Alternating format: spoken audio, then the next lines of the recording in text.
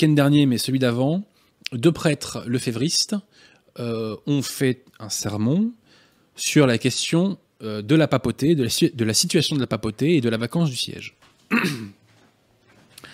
Alors l'un de ces sermons, vous pouvez le retrouver sur la chaîne YouTube, je crois que c'est Saint-Nicolas de Chardonnay, je crois.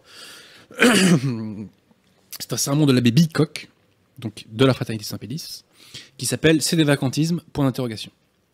Et l'autre sermon, l'abbé Salnave, qui lui n'est plus à la Fraternité Saint-Pédis, mais à la fidélité de Monseigneur Williamson. Quelle est la différence entre les deux institutions? Ces deux institutions sont lefévristes, doctrinalement, mais l'une s'est ralliée à la secte conciliaire, donc la Fraternité Saint-Pédis s'est ralliée à la secte conciliaire. Elle s'est ralliée par toute une série d'accords pratiques relatifs au sacrement. L'autre, la fidélité, n'est pas ralliée à la secte conciliaire, et elle est soumise à Monseigneur Williamson. Bon. Alors je pense qu'il est très intéressant de commenter ces deux sermons, qui révèlent beaucoup de choses, à commencer par le fait que le lefévrisme est une hérésie à combattre, au même titre que toutes les hérésies d'ailleurs. Alors commençons donc par le sermon de monsieur l'abbé Salnave, qui nous dit ceci, qui nous dit qu'il n'y a pas d'église sans pape. Le pape ne peut pas disparaître. Il peut... Bon. Alors bien sûr, la situation normale de l'église, c'est quand il y a un pape. Mais s'il n'y a pas d'église sans pape, comment expliquer le fait qu'avant même Vatican II, il y a eu au total dans l'histoire de l'église 50 ans de vacances de siège? Est-ce à dire que l'église n'a pas existé pendant ces 50 ans? Par exemple, il n'y avait pas de pape en l'an 305, en l'an 306 et en l'an 307. Est-ce à dire que l'église n'existait plus? Il n'y avait pas de pape en 1269 et en 1270.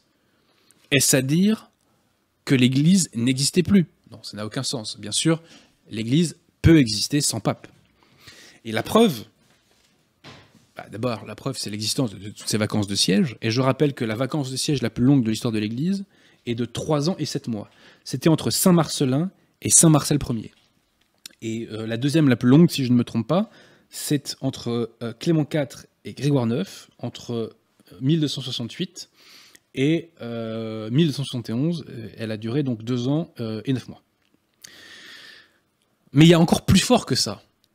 Il y a encore plus fort que ces vacances de siège. Il faut savoir que l'Église, dans son histoire, à un moment donné, pour mettre un terme au grand schisme d'Occident, a elle-même organisé et aménagé une vacance de siège. Je m'explique. Qu'est-ce que c'est le grand schisme d'Occident? Je résume très grassement. C'est qu'à l'époque, il y avait, entre guillemets, 3 papes. En réalité, il y avait un pape issu de la lignée de Urbain VI, et ce pape, à la fin, était Grégoire XII, et il y avait 2 autres antipapes. L'empereur d'Allemagne, Sigismond, a demandé à l'antipape régnant à Rome, et j'ai bien dit à l'antipape régnant à Rome, Jean XXIII, de réunir un concile pour mettre un terme à la situation. Alors, en qualité d'antipape, il ne pouvait réunir qu'un conciliabule. Mais bon, on réunit ce conciliabule avec des représentants des 3 partis. Bon.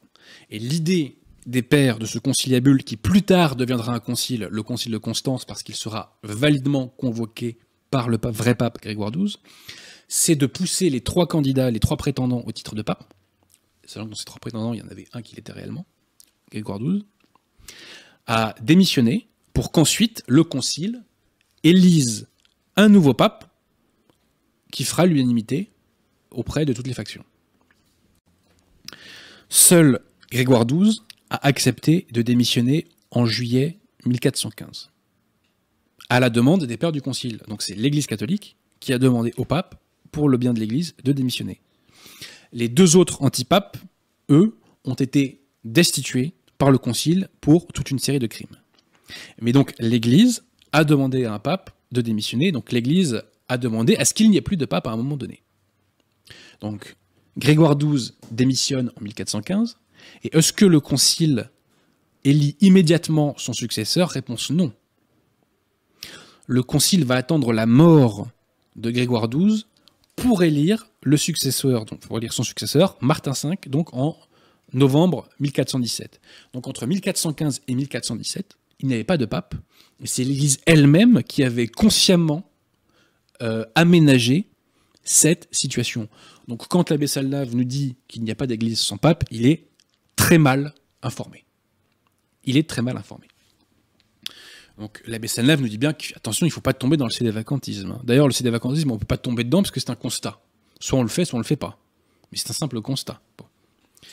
Alors vers 4 minutes 26, l'abbé nous dit ensuite: pour obéir à Jésus-Christ en soi, il faut obéir à son représentant, son vicaire.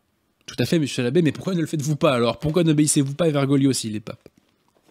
Pour obéir à Jésus-Christ, il faut, en soi, obéir à son représentant, son vicaire. L'abbé poursuit: c'est la raison pour laquelle, justement, notre Seigneur a donné au pape une infaillibilité pour permettre aux fidèles de suivre le pape en toute confiance. Là, je parle dans la situation normale, hors crise. Alors là, on comprend mieux. Pour obéir à Jésus-Christ, il faut, en soi, obéir à son représentant, son vicaire. Et c'est la raison pour laquelle, justement, notre Seigneur a donné au pape une infaillibilité pour permettre aux fidèles de suivre le pape en toute confiance. Là, je parle dans la situation, bien sûr, normale, hors crise. L'abbé Salnave nous dit qu'il y a deux types de papes. Il y a les papes hors crise et il y a les papes dans la crise. Que nous enseigne le magistère à ce sujet sur l'obéissance due au pape? Je sors non pas mon flingue, mais mon arme fatale, parole de pape, page 197, Mortalium Animos, texte infaillible de Pie XI, qui nous dit ceci: dans cette unique Église du Christ, personne ne se trouve, personne ne demeure, si par son obéissance, il ne reconnaît et n'accepte l'autorité et le pouvoir de Pierre et de ses légitimes successeurs. Personne ne se trouve, personne ne demeure, si par l'obéissance, il ne reconnaît et n'accepte l'autorité et le pouvoir de Pierre et de ses légitimes successeurs. Pie XI ne nous dit pas d'obéir uniquement au pape, entre guillemets, hors crise. Il nous dit d'obéir au pape tout court. Si Bergoglio est pape, il faut lui obéir, monsieur l'abbé Salnave. Un catholique ne peut pas désobéir à un pape, c'est de foi. C'est enseigné infailliblement, de foi divine, par l'Église. Donc on voit que la position de l'abbé Salnave n'est pas compatible avec la foi catholique. Elle ne l'est pas. Bon. Plus loin, vers 7 minutes 23, l'abbé nous dit ceci: il ne peut y avoir un temps de vacances qui soit humainement trop long. Il ne peut pas y avoir un temps de vacances qui soit humainement trop long. Donc le pape, il y aura toujours physiquement un pape. Attention, je parle bien sûr en faisant abstraction pour le moment de la situation actuelle. Donc il y aura toujours physiquement un pape. Sur le fond, j'ai déjà traité de cette question. Tout en rappelant que nous avons déjà eu dans l'Église une vacance de près de 4 années, entre Saint-Marcellin et Saint-Marcel Ier. Mais je pose la question à l'abbé Salnave: qui détermine ce qu'est une vacance humainement trop longue? Qui le détermine? Puisque le magistère n'a jamais parlé de ça. C'est Monseigneur Williamson? À quel titre? De droit divin? Bon. LOL. Bien entendu, tout cela n'a rien à voir avec l'enseignement de l'Église. Ensuite, vers 10 minutes, l'abbé nous dit ceci: si on veut être normalement, j'insiste sur le mot normalement, si on veut être normalement un bon catholique, il faut bien sûr écouter le pape dans ses enseignements, les respecter et l'aimer dans ses fonctions pontificales. Si on veut être normalement un bon catholique, vous voyez, il faut bien sûr écouter le pape dans ses enseignements. Il faut en soi le respecter et l'aimer dans sa fonction pontificale. Je valide, à l'exception du mot « normalement ». Citation. Citation, notre charge apostolique de Saint Pie X. À la réalisation de ce bonheur temporel et éternel, le Christ a mis avec une souveraine autorité la condition que l'on fasse partie de son troupeau, que l'on accepte sa doctrine, que l'on pratique la vertu, et qu'on se laisse enseigner et guidé par Pierre et ses successeurs. Donc qu'on se laisse enseigner et guider par Pierre et ses successeurs. Donc Saint Pédus ne nous dit pas qu'on se laisse enseigner et guider par Pierre et ses successeurs normalement. Ça vaut bien entendu pour toujours, c'est pas normalement, c'est toujours, c'est une norme, on ne peut pas y déroger. Bon. Je poursuis, citation Castico Nubi de Pie XI, texte infaillible. C'est au contraire le propre des vrais chrétiens, savants ou non, de se laisser gouverner et conduire, en tout ce qui concerne la foi et les mœurs, par la Sainte Église de Dieu, par son suprême pasteur, le pontife romain, qui est lui-même dirigé par notre Seigneur Jésus-Christ. Pontife romain qui est lui-même dirigé par notre Seigneur Jésus-Christ. Pie XI, une fois encore, ne nous dit pas que le pape est normalement dirigé par notre Seigneur Jésus-Christ. Il nous dit qu'il est toujours dirigé par notre Seigneur Jésus-Christ. Si Bergoglio est pape, il est dirigé par notre Seigneur Jésus-Christ et il faut donc lui obéir. Donc ce petit mot de « normalement », je dirais, synthétise toute l'hérésie lefévriste qui est une sorte de résurrection du gallicanisme au nom duquel on pourrait soi-disant désobéir à un pape. Un catholique en matière de foi et de mœurs, et même au-delà, ne peut pas désobéir à un pape et doit se soumettre à l'autorité du pape. Sinon, il est en dehors de l'Église, comme Pie XI nous le rappelle dans Mortale Humanimos, dans la citation que j'ai faite tout à l'heure. Donc, si on veut être un bon catholique, on est toujours soumis au pape. On doit toujours l'écouter, je reprends les mots de l'abbé Salnave, on doit toujours l'écouter, le respecter et l'aimer dans sa fonction pontificale. Il n'y a pas de normalement qui tienne, il n'y a pas deux catégories de papes, il y a un pape. Donc soit Bergoglio est pape, soit il n'est pas pape, mais il n'est pas une sorte de pape avec un statut alternatif. Bon. Ça, c'est pas sérieux. L'abbé Salnave poursuit. On voit le pape dire des choses qui sont quasiment hérétiques, qui promeuvent des choses qui ne sont pas traditionnelles. Alors la tentation, c'est de dire, cet homme, ce n'est pas possible, il n'est pas pape. S'il était pape, il ne pourrait pas faire de telles choses. On voit aujourd'hui le pape dire des choses qui sont quasiment hérétiques, des choses qui vont, qui en soi, qui promeuvent des choses qui sont plus traditionnelles. Alors la tentation, c'est de dire, mais cet homme-là, ce n'est pas possible, il n'est pas pape. Hein. S'il était pape, eh bien, il ne pourrait pas faire de telles choses. Que nous dit le magistère à ce sujet? Citation. Un pape peut-il être hérétique? Oui ou non? Réponse du magistère infaillible. Léon XIII, Satis Cognitum. C'est pour cela que par la vertu de ses prières, Jésus-Christ notre Seigneur a obtenu à Pierre que dans l'exercice de son pouvoir, sa foi ne défaillit jamais. Dans l'exercice de son pouvoir, sa foi ne défaillit jamais. Je le répète, Léon XIII, Satis Cognitum. Ce que nous dit Léon XIII, c'est qu'un pape ne peut pas être hérétique. Un pape ne peut pas perdre la foi. Ce n'est pas possible. Pie IX l'avait déjà enseigné dans Qui Pluribus. Cette autorité vivante et infaillible n'existe que dans cette église que le Christ, notre Seigneur, a bâtie sur Pierre. Chef, prince, pasteur de toute l'église, et à la fois de qui il a promis de ne jamais défaillir. Toujours en parlant du pape, Pie IX dans Ad Apostolicae Sedis nous dit ceci, celui dont la foi ne saurait défaillir. Donc un pape ne peut pas perdre la foi dans l'exercice de ses fonctions, ce n'est pas possible. Il ne peut pas enseigner le faux. Il ne peut pas, pour reprendre les mots de l'abbé Salnave, enseigner des choses qui ne sont pas traditionnelles. Le magistère enseigne infailliblement le contraire. Et pourquoi il ne le peut pas? Toujours Léon XIII Satis Cognitum, il n'est pas douteux pour personne, il n'est douteux pour personne, et c'est une chose connue de tous les temps, que le saint et bienheureux Pierre, prince et chef des apôtres, colonne de la foi. Le pape est la colonne de la foi. Je répète, parce que ce dogme, cet enseignement de foi divine, devrais-je dire plutôt, est anéanti, en quelque sorte, toute l'hérésie gallicane, et donc anéanti le lefévrisme.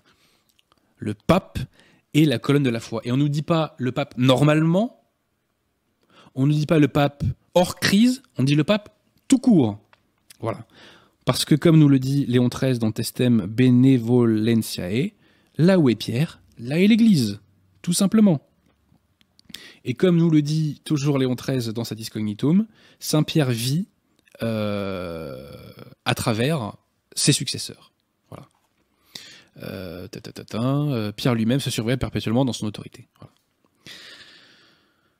Donc, le pape est la colonne de la foi. Un pape ne peut pas être hérétique. Donc je ne comprends pas ce que veut dire l'abbé Salnave quand il dit que quelqu'un qui est soi-disant pape peut dire des choses qui ne sont pas traditionnelles. L'abbé Salnave ensuite dit que les sédévacantistes ont une mauvaise approche de l'infaillibilité pontificale. Et quel exemple prend-il? Il nous dit que il joue un pape qui se lèverait de son lit le matin en disant ah, il fait beau, amenez-moi une tabatière. Et il dit dogme de foi. Bien entendu, aucun sédévacantiste n'a jamais dit une bêtise pareille au premier degré. Imaginez le pape qui, un jour, un matin, se réveille, il a mal dormi, hein, et alors, il se dit « Oh tiens, le temps doit être aujourd'hui à l'orage. Hein. » Parole infaillible, dogme de foi. Et quand je dis sédévacantiste, il faut entendre catholique. Ce que nous défendons, nous, catholiques, c'est l'infaillibilité du magistère ordinaire de l'Église, qui est nié par le lefévriste, puisqu'il refuse de se soumettre aux textes conciliaires, ou plutôt qui n'accepte que certains textes conciliaires. Moi, j'aimerais que l'abbé Salnave, un jour, fasse une conférence sur l'infaillibilité du magistère ordinaire de l'Église. Ce serait beaucoup plus intéressant que de caricaturer dans le faux les catholiques qui font le constat, c'est des vacantistes. Ensuite, donc vers 15 minutes, l'abbé Salnave nous dit en dehors des vérités de foi traditionnelles, le pape n'est pas infaillible. Bah oui, exact. En dehors des vérités de foi traditionnelles, eh bien, le pape n'est pas infaillible. Hein. Le pape a l'esprit lié par le modernisme. Il est moderniste, qu'il est imbu des idées maçonniques. Bon. Alors, tout l'argument de l'abbé Salnave repose donc sur ce sophisme hérétique qui nous dit « le pape est moderniste ». Ceci est une thèse de l'abbé Schmidberger, qui était le mauvais génie de Monseigneur Lefebvre, et qui a dirigé la Fraternité Saint-Pédis quelques années après la mort de Monseigneur Lefebvre, avant que Monseigneur Felet ne lui succède. Bon. Il faut savoir que Monseigneur Lefebvre, le 5 mai 1988, s'est rallié à la secte conciliaire par un document, et que, mais le lendemain, Monseigneur Lefebvre a rétracté sa signature. D'aucuns disent que l'abbé Schmidberger l'avait beaucoup influencé pour peser dans le sens de la signature de la soumission à la secte conciliaire. Monseigneur Felet le fera quelques années plus tard. Bref, l'argument des lefévristes, repris d'ailleurs par l'abbé Glaise, de la fraternité, est de dire le pape est moderniste. Alors je pose la question, est-il possible qu'un pape soit moderniste ? Qu'est-ce que c'est le modernisme ? Le modernisme, c'est une hérésie. Quand on est moderniste, on est en dehors de l'Église. Permettez-moi de faire cette citation de Saint Pédis, de son texte Relicturus du 10 décembre 1907. En parlant des modernistes, il nous dit ceci. Cependant, leurs déclarations, leur conduite, les opinions qu'ils professent avec une obstination irréductible, démontrent qu'ils ont perdu la foi et que tout en se croyant sur le navire, ils ont fait lamentablement naufrage. Un moderniste a perdu la foi. Un moderniste est un apostat ou un hérétique selon les cas. Quelle est la sanction que prévoit l'Église catholique pour le modernisme ? Eh bien, cette sanction a été expressément prévue par un motu proprio de Saint Pédis du 18 novembre 1907 qui s'appelle Praestantia Scripturae Sacrae. Et la sanction prévue pour le modernisme, c'est la peine d'excommunication. Excommunication late satentiae, c'est-à-dire automatique. Automatique. Excommunication automatique, ça veut dire qu'il n'y a pas besoin d'un jugement de l'Église pour qu'un moderniste soit excommunié. L'abbé Salnave, à la suite de l'abbé Glaise et de l'abbé Schmidberger, nous dit donc que le pape serait moderniste. Mais est-ce possible ? Je vous dis tout à l'heure que le magistère nous enseignait infailliblement qu'un pape ne pouvait pas être hérétique et qu'il ne pouvait pas perdre la foi. Si un pape ne peut pas perdre la foi, il ne peut donc pas être excommunié pour modernisme. On ne peut pas être à la fois en dehors de l'Église au titre d'une hérésie et en même temps être dans l'Église en qualité de tête et de chef de l'Église. Ça n'a aucun sens.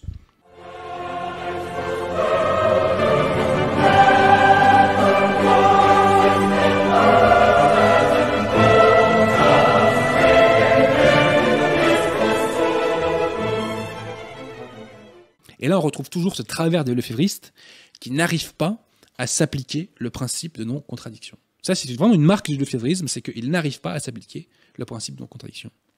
Donc un pape, puisqu'un pape ne peut pas perdre la foi, puisqu'un pape ne peut pas être hérétique, il ne peut pas être excommunié pour quelque raison que ce soit, et parmi ces raisons, il ne peut pas être excommunié pour modernisme. Ce n'est pas possible.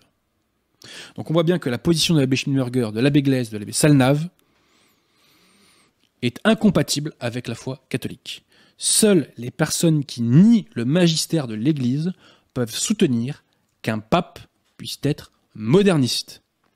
Si Bergoglio est moderniste, c'est qu'il n'est pas pape. Point barre. Il n'y a pas d'échappatoire, mesdames et messieurs les lefévristes. Il n'y en a pas.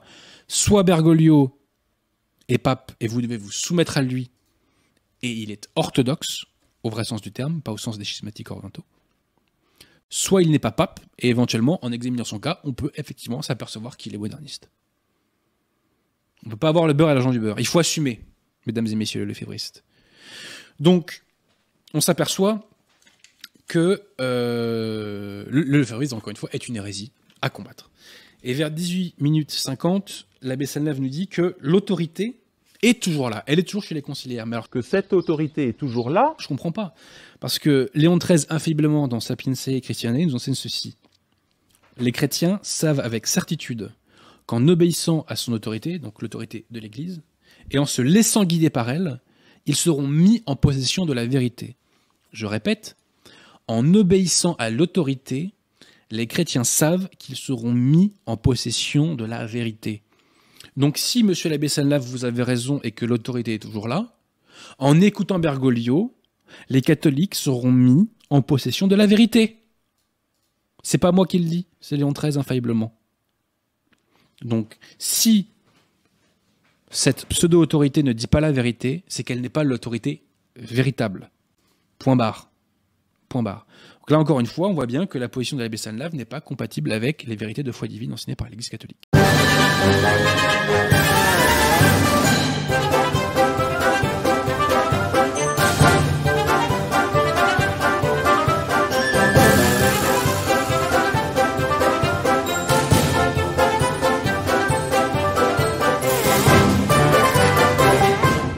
Qu'en est-il alors de ceux et de celui qui, à Rome aujourd'hui, gouverne ou est censé gouverner l'Église? Que faut-il préférer? Que faut-il croire? Que faut-il penser? Ce sont des questions que beaucoup d'entre nous se posent, et se posent légitimement, mes bien chers frères. Et la question va plus loin, puisque certains se disent, et à juste titre, ce pape qui ne prêche plus la foi, qui ne défend plus la foi, et qui est même capable de dire des hérésies, comme par exemple lors de la déclaration d'Abu Dhabi, de dire que Dieu veut toutes les religions. Alors certains se posent la question de savoir si ce pape est vraiment pape, si ce pape a la foi. Un buon rapporto, ho parlato parecchie volte e a me non piace affrettare le cose, camminare, camminare, camminare e poi si vedrà. Per me non è un problema di vincitori o di sconfitti, no, è un problema dei fratelli che devono camminare insieme cercando la formula di dare passi avanti.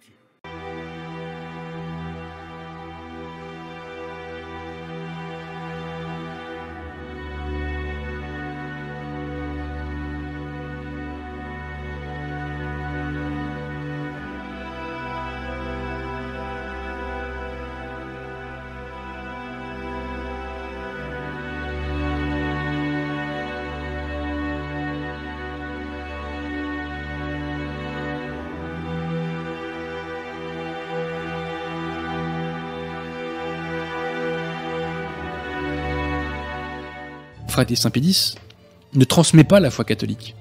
Elle ne le transmet pas. Elle transmet une hérésie gallicane, mais la Fratelli Saint-Pédis ne professe pas la foi catholique. Parce qu'elle est gallicane. Parce qu'elle enseigne des principes schismatiques, notamment la désobéissance au pape. Ceci n'est pas la foi catholique. Et le crime du lefévrisme et de la Fratelli Saint-Pédis, et de la fidélité en partie d'ailleurs aussi, c'est de détourner de la foi catholique les personnes soucieuses d'échapper à la secte conciliaire et à Vatican II. Je répète, le crime du lefévrisme, de la Fraternité Saint-Pédis et de la fidélité, c'est de détourner de la foi catholique par l'hérésie gallicane les individus sincèrement désireux d'échapper à la secte conciliaire et à Vatican II.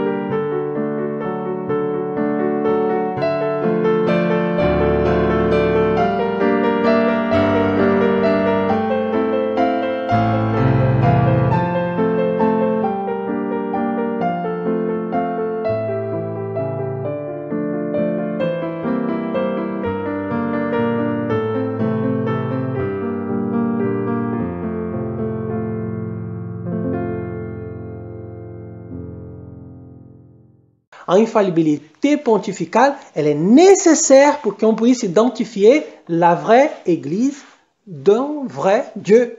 L'Église, en soi, je parle de l'Église, nous, traditionnelle, hein, pas de l'Église conciliaire. On ne parle pas d'un faux Dieu, on parle d'un vrai Dieu qui est toujours là.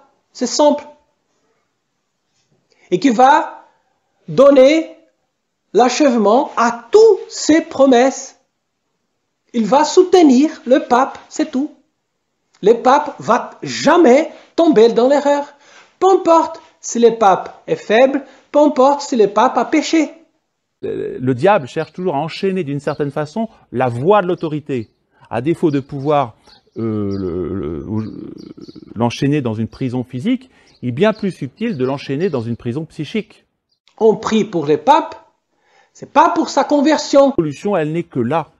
Il faut prier pour que Dieu délivre son autorité des chaînes. Alors, c'est la grâce qu'il faut demander en ce jour, vous voyez. Pas d'autre grâce à demander, bien sûr, il faut en demander. Et c'est dans notre intérêt d'avoir un pape qui nous dirige de façon catholique. Et la chrétienté en sera totalement bouleversée. On prie pour les papes parce qu'on va soutenir avec nos prières sa lutte, ses fatigues, parce que c'est dur de mener les combats de la vérité.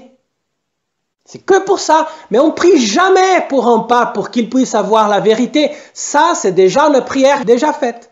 Pour quelqu'un beaucoup plus que nous.